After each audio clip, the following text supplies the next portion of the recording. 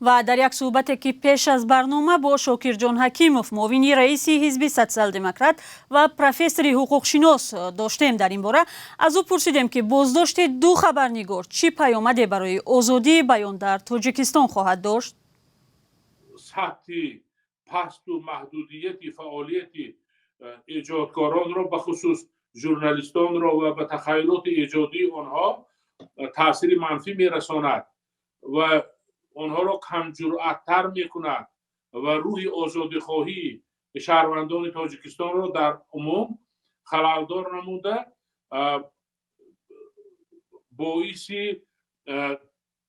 احساس کمتری نظارت مردمی با برابری نظارت پارلمانی شده و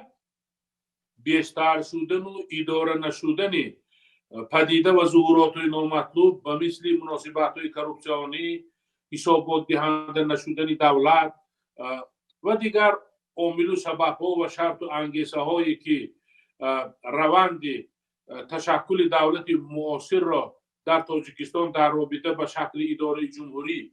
و ماهیت دموکراسی داشتن آن و دیگر حالت‌هایی که از اساس‌های ساخت کنستیتوسیونی برمی‌آید خلل می‌رساند. سوال دیگر از شاکرجان حکیموف این بود که چرا مقامات با بلاگران و خبرنگاران چنین رفتار کردند؟ این گونه مناسبت در اصول از نبودن اراده سیاسی یا در داخل دولت با برابری پرزیدنت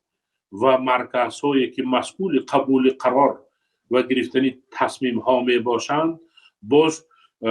یک تشکل معین شاید باشد از حساب کارمندان دولت در ساحه‌های مختلف آن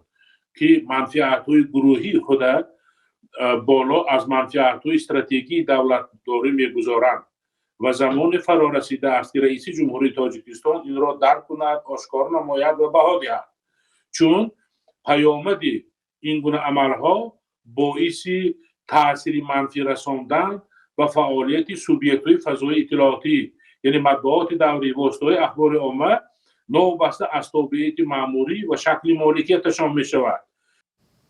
تشکر از شاکرجان حکیموف معاون رئیس حزب سوسیال دموکرات و پروفسور حقوق شناس که درباره بازداشت و به جنایت متهم شدن خبرنگاران تاجیک دلیر امامعلی و عبدالله غربتی صحبت می‌کرد.